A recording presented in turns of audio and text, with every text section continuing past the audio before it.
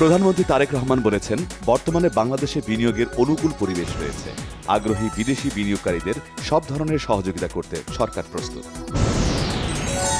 রাষ্ট্রপতি নির্বাচনে এখনও চূড়ান্ত হয়নি বিএনপির প্রার্থী, জানিয়েছেন জাতীয় সংসদের চিফ হুইপ নুরুল ইসলাম মনি। দলীয় সিদ্ধান্তের বাইরে গিয়ে সংসদ সদস্যদের ভোট দেওয়ার সুযোগ নেই। রাষ্ট্রপতি নির্বাচনকে অংশগ্রহণমূলক করার দাবি করে বিরোধী দলীয় চিফ হুইপ নাহিদ ইসলাম বলেছেন, জুলাই সনদ অনুযায়ী রাষ্ট্রপতি নির্বাচন হলে রাষ্ট্রপতির গ্রহণযোগ্যতা আরও বাড়ত। আগামী ২৭শে আগস্ট বসছে জাতীয় সংসদের তৃতীয় অধিবেশন। ভারপ্রাপ্ত রাষ্ট্রপতি এম হাফিজ উদ্দিন আহমেদ আজ সংসদের এই অধিবেশন আহ্বান করেছেন। ৭১-এর চেতনা বুকে ছিল বলেই ফ্যাসিস্ট শেখ হাসিনাকে এদেশের সন্তানরা তাড়িয়ে দিয়েছে। মন্তব্য বিএনপির সিনিয়র যুগ্ম মহাসচিব ও প্রধানমন্ত্রীর উপদেষ্টা রুহুল কবির রিজভীর। সাকিব আল হাসান ভালো ক্রিকেটার হলেও তিনি নষ্ট, পচে যাওয়া মানুষ বলে মন্তব্য করেছেন প্রধানমন্ত্রীর তথ্য ও সম্প্রচার বিষয়ক উপদেষ্টা ডাক্তার জাহিদুর রহমান। জুলাই আন্দোলনকারীদের বাড়িঘর ও ব্যবসা প্রতিষ্ঠান পুড়িয়ে দেওয়ার নির্দেশ ছিল শেখ হাসিনার। ওবায়দুল কাদের ও হাসান মাহমুদের ফোন আলাপের রেকর্ড ট্রাইব্যুনালে দাখিল। শপথ নিলেন পিএসসির ৪ সদস্য মোহাম্মদ নজরুল ইসলাম, মোহাম্মদ আলী, ডক্টর মোহাম্মদ ফেরদৌস হোসেন ও ইয়াসমিন গফুর। সুপ্রিম কোর্টের জাজেস লাউঞ্জে তাদের শপথ বাক্য পাঠ করান প্রধান বিচারপতি জুবায়ের রহমান চৌধুরী।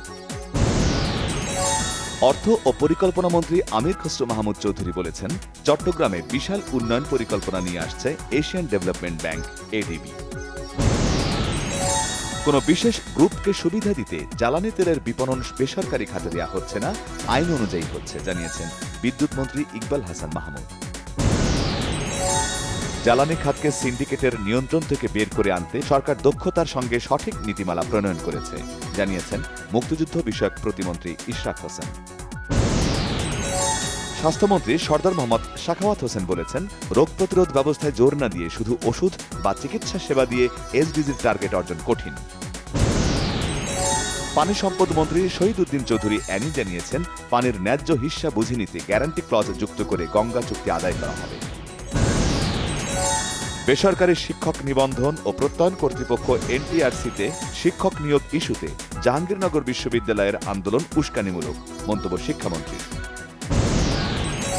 ভ্যাকসিনের জন্য অন্য দেশের ওপর নির্ভরতা কমিয়ে বাংলাদেশকে ভ্যাকসিন ও জীব প্রযুক্তি উদ্ভাবন এবং উৎপাদনে সক্ষম দেশ হিসেবে গড়ে তুলতে হবে, বলেছেন মৎস্য ও প্রাণী সম্পদ মন্ত্রী মোহাম্মদ আমিনুর রশিদ। কলম্বিয়ায় ৭.৪ মাত্রার ভূমিকম্পে প্রাণহানি বেড়ে দাঁড়িয়েছে অন্তত ১৩২ জনে, আহত ৫৭০ জনেরও বেশি, নিখোঁজ অনেকে। ঐক্যের ডাক দিয়েছেন ইরানের সর্বোচ্চ ধর্মীয় নেতা মুজতবা খামেনি।